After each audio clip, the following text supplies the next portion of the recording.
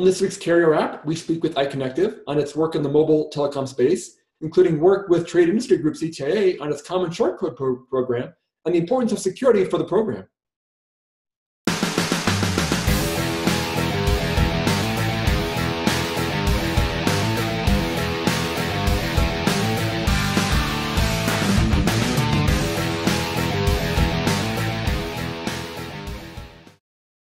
All right, well, thanks for joining us on this week's Carrier Wrap. I'm your host, Dan Meyer, Editor-in-Chief at RCR Wireless News. And this week we're joined by Scott Puopolo, who's the Executive Vice President of the Information Solutions Business at Iconectiv. So I'll give it about the company and its work in the telecom space. So hey, Scott, thanks for joining us this week. We appreciate it. It's a pleasure to be here. Thank you for having me. Very good. Maybe we'll start off with, give a little background on the company. I think Iconectiv itself is still somewhat new, but I think the history of the company is quite extensive. So I don't know if you want to give a little background on the company and kind of what you guys do in terms of working in the telecom space. Sure, absolutely. So Iconectiv is actually it's a 30-year-old company. It's actually been providing mission critical services in the telecommunications industry for that time. Mm-hmm. Its heritage is it was born in 1983 out of divestiture, and it was Bellcorp. And then Telcordia, and now most recently Iconectiv. And I think the way to think about the business that Iconectiv is in is really twofold.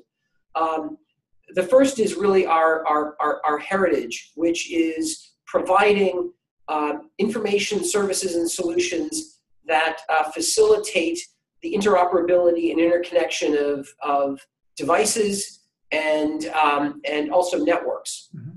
In addition to that, and one of the really new exciting areas for us is the extension of that positioning, and I can talk more about that in detail, that positioning to actually leverage our secure, neutral, seamless third-party positioning, which is our heritage, and actually leverage that in providing identity and authentication services into the enterprise. And specifically, our agenda is really to become a world leader, not only in carrier interconnection and device interoperability, but also extend the concept to be the provider of identity verification solutions in which we're bringing integrity back to the mobile telephone number.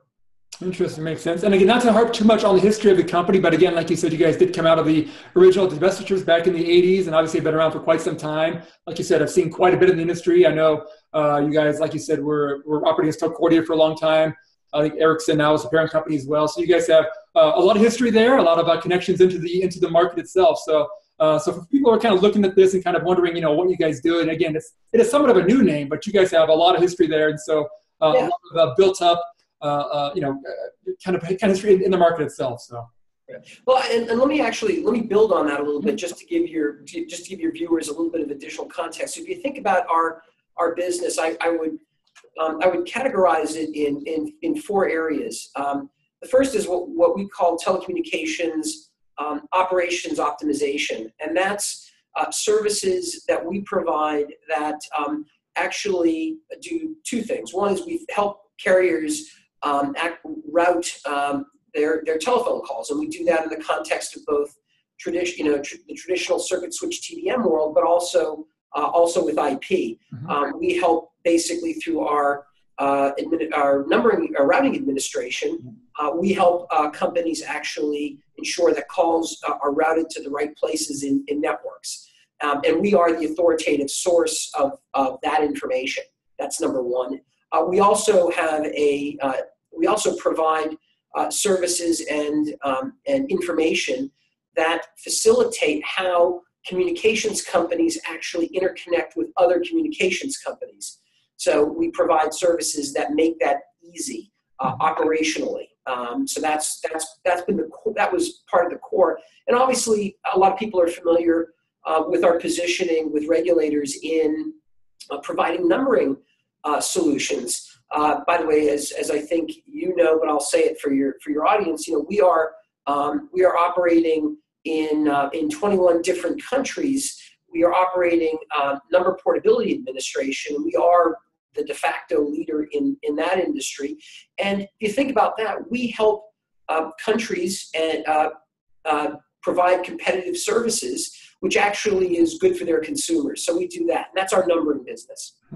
The third area, which is actually newer for us, is we actually now provide revenue assurance information and managed services to help carriers address revenue assurance issues, really on the three most important dimensions of revenue assurance for carriers.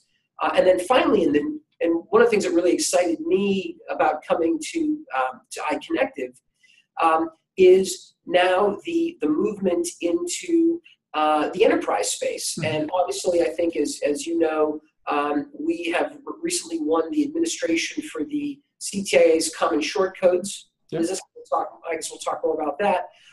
But in addition, we are providing identity and authentication services that actually help enterprises avoid, for example, operational costs associated with calling bad numbers, but also all the fines associated with the Consumer Protection Act. Makes sense. So I guess you can think about the company a little bit as the old-fashioned, the switching board, the person who's having to like move the plugs back and forth to everybody when they made a call. You're basically doing that on just on a larger scale today. Yeah, basic level.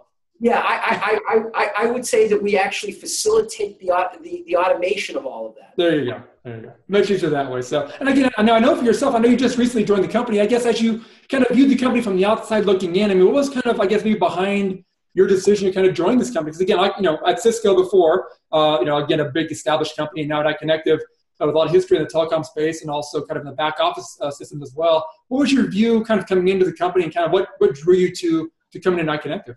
So I have to tell you, this is, I've done a lot of interesting things in my career. This is probably the most exciting for me. Iconectiv is fantastic. What I love is, first of all, the CEO, Rich Jackaloff, has a vision for the company. I think he's created a dynamic culture where there is reward and encouragement for being entrepreneurial, mm-hmm. and for moving into new areas. I found that to be refreshing and exciting. Number two is Iconectiv is a growth business, and it's an exciting growth business. And for me, coming into Iconectiv, I have the good fortune to oversee one of the key business unit today, the initial business unit today, in driving that growth. So I'm excited to have the opportunity to take Iconectiv and the tremendous heritage that it has and extend it into these into new areas. And that's an opportunity for an executive that does not come every day. And I will tell you, when all is said and done, I was so impressed. It's one thing to have a great CEO with a great vision. It's another to be in a hyper growth type of a company. It's another to actually be surrounded by colleagues who are movers and shakers in the industry. This is a very, very dynamic management team. It is a management team that works incredibly effectively together. And frankly, part of my reason for coming here was that I could work with the chemistry on the leadership team. So you put all that together: great vision, hyper growth, great opportunity to lead a transformation, and to do it with people that you really trust, respect, and admire is you can't beat it. Very good, very good. Well, now let's talk a little bit about, and you mentioned a little bit earlier about your work with CTIA and its Common Short Code Registry. I guess you talk a little bit about, I guess, what that is exactly for people that maybe don't know what's involved with that. I think we've all seen that term before, but maybe some of us don't really know, what that actually means and kind of what you guys do in terms of working with CTIA on that program. Sure, absolutely. So let me start out by saying what exactly is a common short code. So a common short code is a 5 or 6 digit telephone number that, in this particular case, provides or is the enabler to provide seamless and secure messaging to individuals, regardless of who their carrier is. Mm-hmm. So for the sake of argument, if I want to send a message to customers, to my customers. Say I'm a retailer. Mm-hmm. I'm able to do it through these common short codes. And the good thing about common short codes is the end user knows that if it's a common short code, it has been pre-approved by the service provider, so it is a validated use of it, so it's not spam. Yeah. It comes across securely. I have the opportunity to opt into the messaging, so I have consumer protection. So it's a great, seamless, secure, trusted mechanism for communicating, and marketers want to use it because it has all of those dimensions. So CTIA has been shepherding this, and it obviously has worked across all of the carriers.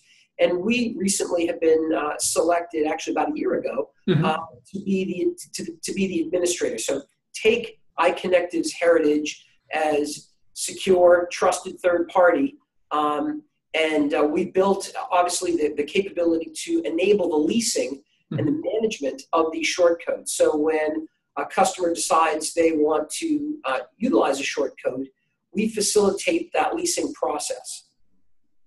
Got it. Makes sense there. And again, it does seem like, too, you kind of mentioned a lot about the fact that there's security and the fraud protection.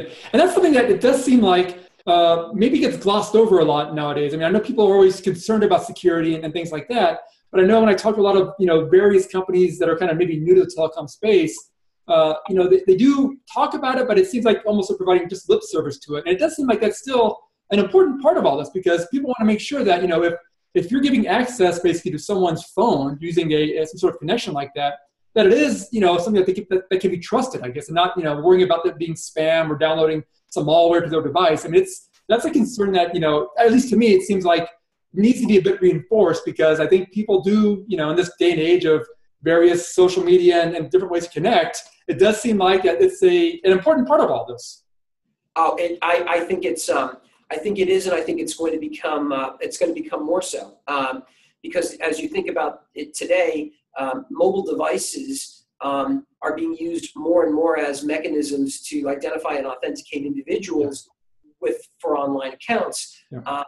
And so consumers want to make sure that when they use their mobile device, that they're using their mobile device in such that they are low risk of having something bad happen to them. Yeah. We play in the center of that, and I think short codes is again a manifestation of our positioning.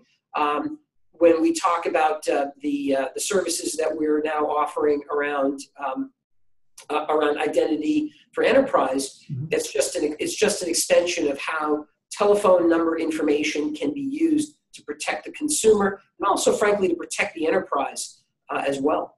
Interesting. Yeah. Is there a bit of a challenge in kind of this move by the telecom space and by enterprises towards more IP-based or kind of different kind of communication? It's not really circuit switch anymore for a lot of companies and telecom operators out there. And obviously, when it comes to phone numbers, if you look at, I guess, a phone number, it is kind of almost an old style legacy type of way of connecting people, but it's still relevant because people are used to phone numbers. But the actual back office part of it, it doesn't seem like really the phone number is the important part anymore. It's really just the routing of IP traffic, making sure it gets to the right spot. I guess has the kind of evolution of everything towards more software and IP, has that made it easier for you guys, or more of a challenge, or more opportunity for you guys out there in the market? So actually, what's interesting is it's been a tremendous it's a boon for us. Okay. And the reason for it is the communications industry, networks in general, are becoming more and more complex. Think about the extensiveness of hybridity. IP, TDM, come together, and and the telephone number has been ingrained in how people operate. They think about the telephone number, and actually, the telephone number is we have a great ability to secure it. So it is in and of itself, it's an identifier, and it's an identifier regardless of whether it's circuit switched or it runs over IP. And clearly, given the fact that you've got interconnection of IP and TDM, even over an existing telephone call, the ubiquitous construct is the telephone number. Yeah.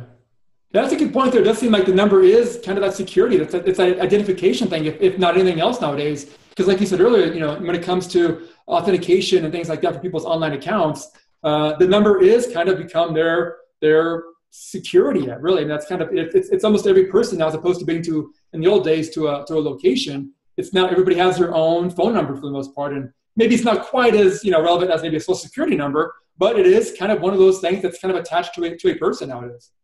And the way I think about it is, it's the number and it's obviously the device. Yeah. So if I need to be authenticated, into an account, yeah. The best approach to do that is, ideally, you'd love to have a situation in which it's a seamless, where you identify, your device, mm-hmm. and the site knows that the device, in fact, is who you say you are. Yeah. And the telephone number and the two-factor component of authentication is just one more additional element of security option. So we plan all of that. It's the telephone number, but it's also the identity of the device. And our strategy going forward is to leverage both of those positions to provide consumers and enterprises with an easy, seamless, secure mechanism to ensure that you are who you say you are.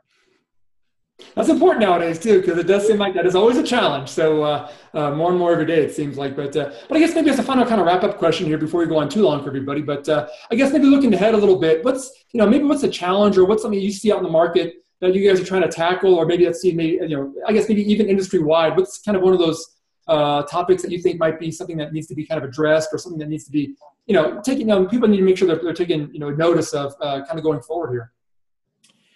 So I would tell you that it actually coincides with our pivot into the enterprise space. Mm-hmm. So I think that here's the thing to think about. There are a lot of people, a lot of fraudsters out there who are looking for glitches in systems and processes to take advantage of.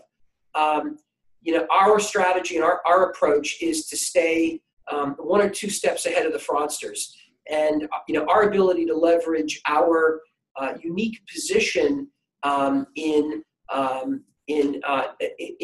carrier numbering, and not only with our local number portability credentials in the US, but actually our global number portability credentials, our credentials as the de facto source of interconnection information. We believe that positioning helps us with software and services identify problems before they happen, so we can be preemptive. And I think as we go forward as a company, our focus is to use our position and the information that we possess as Iconectiv to make that more seamless, mm-hmm. And more transparent for individual users. Authentication can be incredibly complex. Authentication can be kludgy. Our intent is to make it is to enhance the user experience. Our intent is to enhance the mobile experience. Mm-hmm. We're going to do that, in the area of identity and authentication. That makes sense. Well, Scott, again, thanks so much for taking the time today. Obviously, a lot happened there at Iconectiv, but again, I know you guys will be pretty busy over the next couple of months getting up to speed on this pivot that you talked about. So we definitely appreciate the time and insight today, and hopefully we'll touch base again soon on the topic on the company. Well, thank you very much for your time and your questions, and I look forward to our further dialogue. Appreciate it. Sounds great. Thanks again, Scott. We'll talk to you again soon. Well, thanks for watching this week's show, and make sure to check out our next carrier app when we are scheduled to speak with Hyla Mobile about the device trading market. Thanks for watching.